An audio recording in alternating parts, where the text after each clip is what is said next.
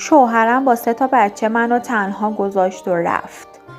سلام دوستان، به کانال پادکست لند خوش اومدید. از اینکه زحمت سابسکرایب کردن و لایک کردن رو میکشید از شما ممنونم. سلام. مراسم سفره خونه عموم بود. سفره نظری داشت. زنمون کلن اون زنایی بود که هر چند سال در میون سفره میگرفت. هم خانوما رو دعوت کرده بود. اکثر خواستگارایی هم که برای دخترها میاد به نظر من تو همین مراسمات پیدا میشه. اون روز من فاز گرفته بودم، گفتم چایو من دور میدم. حالا 50 نفرم اونجا نشسته بودن. نمیدونم فازم چی بود. البته که اون سن دخترها همه میخوان تو چشم باشن. منم همین بودم. قبلش رفتم پنکیک گرفتم و یکم آروم زدم به پوستم. آخه میدونی تو دوره ما آرایش کردن چیز خوبی نبود. البته که جایی که ما هم زندگی میکردیم بی تاثیر نبود. ما تو روستا زندگی میکردیم. آرایش کردن و ابرو برداشتن و اینجور چیزا رو بد میدونستیم. من یواشکی رفتم یه کمی پنکیک زدم و پوستمو پنکیکی کردم. از وسایل آرایش مامانم برداشته بودم. صورتم باز شده بود. روسریمو خوشگل بستم و چاییا رو ریختم. اومدم تک به تک به خانوما دور دادم. هر کدومشون هم از من میگرفتن و تشکر میکردن و یه سریاشون زیر چشمی بهم نگاه میکردن. منم دیگه قرآن دستم گرفتم و نشستم پیش بقیه. البته که دخترای مثل من تو مراسم زیاد بودن. مثلا خود دختر عموی من راه میرفت حلوا دور میداد. با همه خوشو بش میکرد که مثلا بگن چقدر دختر خوبیه. همه ما با همین صورت بودیم. اون روز برای من خواستگار پیدا شده بود. البته که 2 تا خواستگار پیدا کرده بودم. یکیشون باب تب خانواده‌ام بود. کلی خوشحال شده بودن.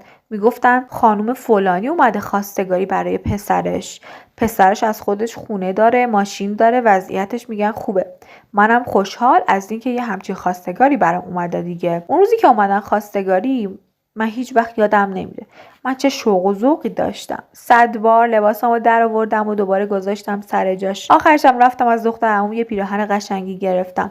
انگار احساس میکردم لباسایی که دارم به دردم نمیخورن. اون شبی که اینا اومدن خواستگاری کلی به خودم رسیده بودم. بازم اون پنکیک جادویی که انگار معجزه میکرد و خواستگار برام میآورد و زدم به پوستم. منتظر شدم که مهمونا بیان. وقتی که اومدم باورم نمیشد. این پسر خیلی خوشگل بود. من همش احساس میکردم که قراره الان مثلا پسر قد کوتاه و ریزه میزه رو ببینم. ولی پسر خیلی خوب بود. از من شاید سرتر بود. اومدن خواستگاریمون و خانواده ها گفتن که این پسر برید تو اتاق با هم صحبت کنید راجع به آینده‌تون. میدونید من و این پسر وقتی رفتیم تو اتاق راجع به آیندهمون که داشتیم صحبت میکردیم این چیز خاصی بهم نمیگفت. یعنی مثلا راجع به آینده حرف نمیزد. فقط میگفت من دنبال یه زن آروم و یه زندگی آرومم. همین. احساس میکردم زیادی نگاهم نمیکنه. نمیدونم. شاید آدم خجالتی بود و من اون روز توهم زده بودم. خلاصه که مراسم عقدمون انجام شده بود. مادر شوهرم کلی خوشحال شده بود از اینکه یه عروسی مثل من گیرش اومد. حالا نه اینکه من آدم خاصی باشم ها، نه. ولی اینکه یه عروسی که خودش انتخاب کرده بود و پسرشم راضیه گیرش اومده بود. نمیدونم چرا ولی احساس کردم تو مراسم عقدمون شوهرم انگار خیلی ناراحت بود. دلیلشو نفهمیدم. روزا به همین منوال میگذشت. ما عقد کرده بودیم. بعد عقد شوهرم شاید مثلا هفته یه بار به زور میومد خونه ما. یه شامی یه ناهاری، ولی اصلا شب و کنارمون نمیموند. من وقتی میرفتم اونجا شوهرم انگار زیاد میل و رغبتی به من نداشت. مادر شوهرم همش نصیحتم میکرد. میگفت بچه من خیلی آدم حساسیه. نمیدونم تو دوران مجردیش 10 دست فقط لباس میپوشید در روز. به لباس پوشیدن خیلی اهمیت میده.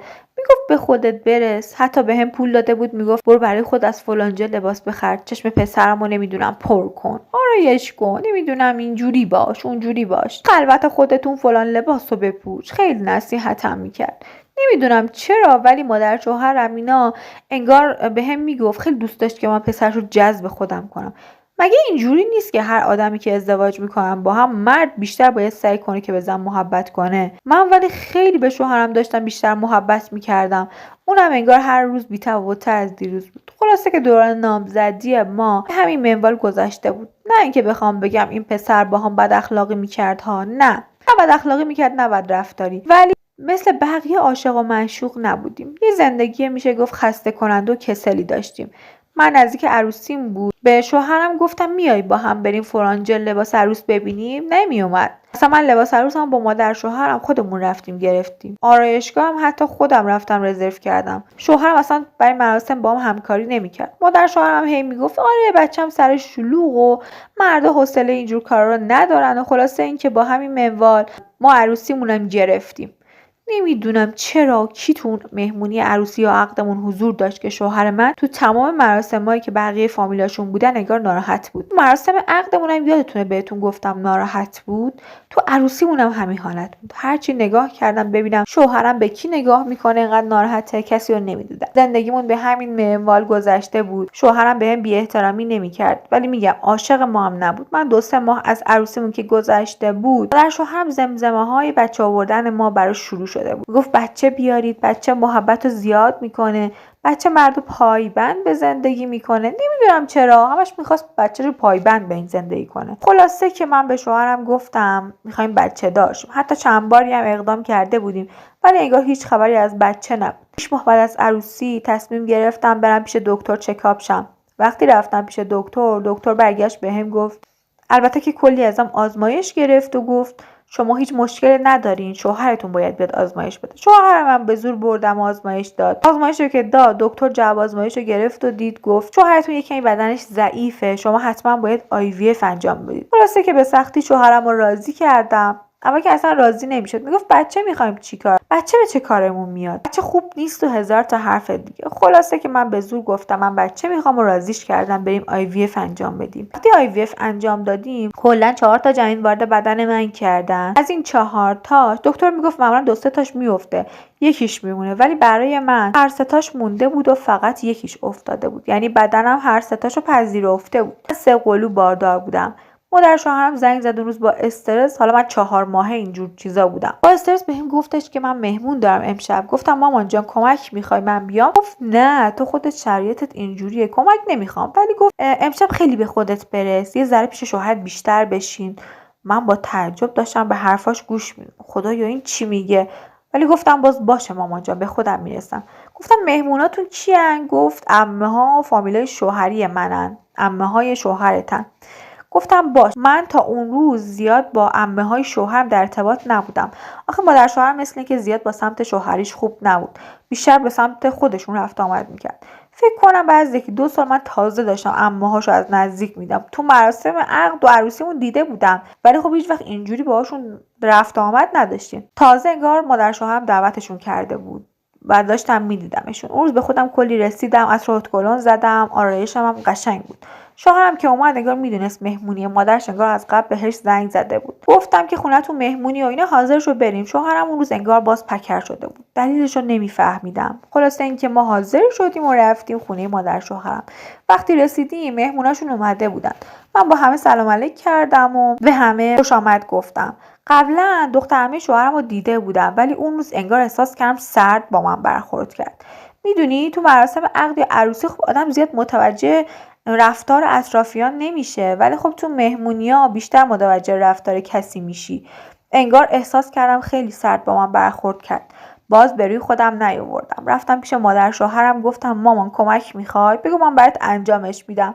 گفت نه هیچ کمکی نمیخوام، تو برو پیش شوهرت بشین. تعجب کردم که مادر شوهرم چرا اصرار داره من پیش شوهرم بشینم. خلاصه اینکه من رفتم پیش شوهرم نشستم و مادر شوهرم چای دور داد و همین دختر عمه شوهرم که یه جوری بود برگشت گفت که من میخوام شیرینی و قند دور بدم زنده‌ای. من خودم شیرینی و قند رو میارم. مادر شوهرم تعارف کرد بهش و اونم هی میگفت نه، ولی وقتی مادر شوهرم دید خیلی اصرار میکنه گفت باش. این رفت شیرینی و قند آورد و به همه داشت تعارف میکرد. رسید به شوهر من. شوهرم برداشت، انگار احساس کردم زیرزیرکی داره به دختر عمش نگاه میکنه. به من که رسید شوهرم قبلش گرفت شیرینی و قند و گذاشت پیش من. من به شوهرم نگاه کردم و گفتم تو میدونی که من نباید شیرینی گردویی بخورم، برام ضرر داره. دیدم شوهرم میگه من از کجا باید میدونستم تو نباید بخوری. خیلی سرد جوابم داده بود. من روز یخ شده بودم. حالا همه هم داشتن به ما نگاه میکردن. احساس کردم اون روز دختر همش لبخند زد با این حرف شوهرم. من خیلی حالم بد شده بود از اون صحنه، ولی باز چیزی نگفتم. آخه فکر کنم مثلا شوهرتون تو جمع سرتون داد بزنه بگه من از کجا میدونستم که تو دوست نداری، در حالی که خودش میدونست. من اصلا غذایی که توش گردو داشت نمیخوردم. اگه میخوردم حالم بد میشد. چه فسنجون بود چه شیرینیای گردویی، کلا هر چیزی که توش گردو داشت حالمو بد میکرد. اون روز من خیلی پکر شدم. هر چیز مثلا سعی میکردم به شوهرم نزدیک شم یا حالا بهش محبت کنم، انگار اصلا منو نمیدید. حتی چند باری هم متوجه شدم که به دختر عمش خیلی نگاه میکنه. حتی یه بارم مچشون رو گرفته بودم وقتی دوتایی به هم دیگه خیره نگاه میکردن، ولی باز به روی خودم نیاوردم. فکر کنید من حامله داشتم همچین روزایی رو پشت سر میذاشتم. مهمونی تموم شد و ما اومدیم خونه.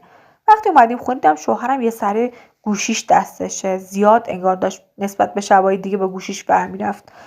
من از این رفتارش خیلی تعجب کردم. همیشه بدون اینکه اصلا به گوشیش نگاه کنه میخوابید. اون شب تا 2-3 ساعت بعدش گوشیش دستش بود. خیلی سعی کردم یواشکی گوشیش رو چک کنم ببینم چه خبره، ولی مثل اینکه رمز گوشیش رو عوض کرده بود. من دیگه چیزی اصلا نفهمیدم، ولی متوجه شدم یه چیزی بین اون و دخترمش هست. از فردای اون روز رفتار شوهرم به کل تغییر کرده بود. دیگه ناهار خونه نمی اومد. همونقدر احترامی هم که بهم میذاشت دیگه نمیذاشت. رفتارش سرد شده بود. مثلا یه وقتایی میگفتم میای بریم برای بچه سیسمونی بخریم، باهام نمیومد. میگفت من اصلا راضی نیستم برای بچه ها چیزی بخری. بچه رو برو بنداز. فکر کن بچه 4-5 ماه رو میگفت بریم بندازیم. میدونید من چه بارداری سختی رو که طی نکرده بودم. حالم گرفته بود. نمیدونستم چه جور روزامو شب میکنم. چه جور روزگارمو میگذرونم. کارم شده بود گریه. آخه رفتار شوهرمو میدیدم خیلی حالم بد میشد. مادر شوهرم که هر دفعه میرفتم اونجا از رابطه من و شوهرم میپرسید. منم میگفتم همه چیز خوبه. چی باید میگفتم رفتار پسرت اینجوریه. اون میخواست چیکار کنه بیچاره. خلاصه که من زندگیم به همین منوال داشت پیش میرفت. یادمه که نزدیک زایمانم بود. یه روز برگشتم به شوهرم گفتم که من میخوام تو بیمارستان خصوصی زایمان کنم، ولی اون شب برگشت گفت من دستم خالیه، برو بیمارستان دولتی زایمان کن. فکر کنید من 3 قلو باردار بودم. چجوری میخواستم برم بیمارستان دولتی زایمان طبیعی انجام بدم؟ آخه فقط بیمارستان خصوصی دارین انجام میدادن. خیلی من اون روز حالم بد بود. نزدیک زایمانم بود. کل طلا ها بردم فروختم. حدود 50 میلیون هزینه بیمارستان میشد. خودم با پول طلاهای خودم رفتم تو بیمارستان خصوصی.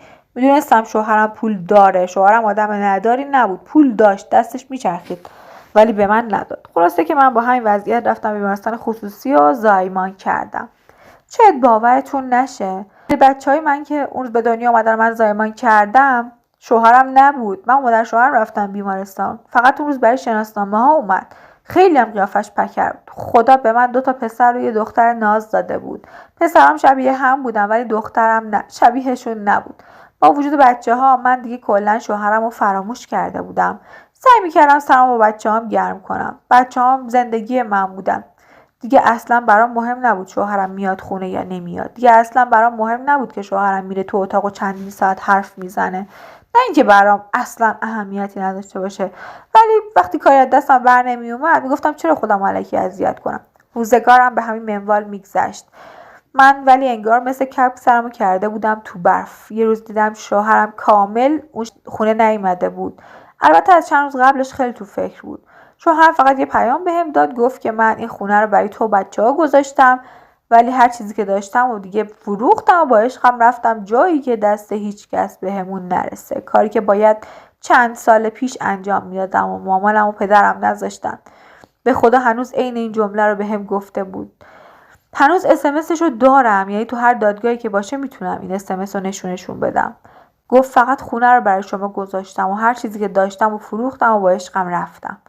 من اولش شوکه شده بودم وقتی همچین چیزی رو دیدم. رفتم پیش مادر شوهرم و به مادر شوهرم قضیه رو گفتم. مامان این همچین پیامی رو داد و دیشبم خونه نیومد. من نمیدونم قضیه چیه. مادر شوهرم که همچین چیزی رو شنید پس افتاد. به خدا اصلا اون روز کف آشپزخونه نشسته بود و هی میزد تو سر خودش، میگفت خدایا لعنت بهش، آخر کار خودش رو کرد. من فکر کردم این عاقل شد. خدا الهی این دختر رو لعنتش کنه. من با تعجب بهش نگاه کردم. گفتم قضیه چیه مامان؟ مادر شوهرم برگشت گفت که آره این با دختر عمش احتمالاً رفت. آخه دختر عمش رو دوست داشت. ما دوست نداشتیم که این باهاش ازدواج کنه. دختر عمش یه بار قبلا ازدواج کرده بود و مطلقه بود. ما گفتیم برای پسرمون زن میگیریم حداقل عاقل میشه. دختر عمش رو فراموش میکنه. دختر در سطح این نبود، ولی این مثل اینکه دختر رو خیلی دوست داشت. دختر تونسته بود مخشو بزنه. ولش نمیکرد. حتی مادر شوهرم زنگ زد به عمه شوهرم، گفت دخترت کجاست؟ خونه است؟ اونم گفت نه. گفت اونم براش یه یادداشت نوشته بود و مثل اینکه فرار کردن. خدا الهی لعنت کنه همچین آدمایی رو. من میگم زندگی من توسط این دختره خراب شد. شاید اون شب اگه اینا همدیگر رو نمیدیدن با هم اوکی نمیشدن. تا قبل اینکه دختر عمه‌ش اون شب خونه مادر شوهرم ببینه این رفتارش خیلی بهتر بود. خلاصه اینکه زندگیم خراب شد. من 3 تا بچه رفتم خونه پدرم. حداقل من میگم کاش این مرد که دلش با من تو زندگی نبود بچه دار نمیشدیم ما. من فقط الان یه خونه دارم، هیچ پشتوانه دیگه ای ندارم. هنوزم از شوهرم نتونستم جدا شم. حالم خیلی بده. واقعا نمیدونم آینده برام چی در انتظار داره. گفتم تجربیات زندگی خودم و اینجا به اشتراک بذارم تا دخترایی مثل من گول ظواهر زندگی رو نخورن که ببینن شوهرتون اگه مشکلی داره پیگیر شید. حتما شوهرتون رو چک کنید. به خدا تو این جامعه اصلا هر چی بگی از دست مردم برمیاد.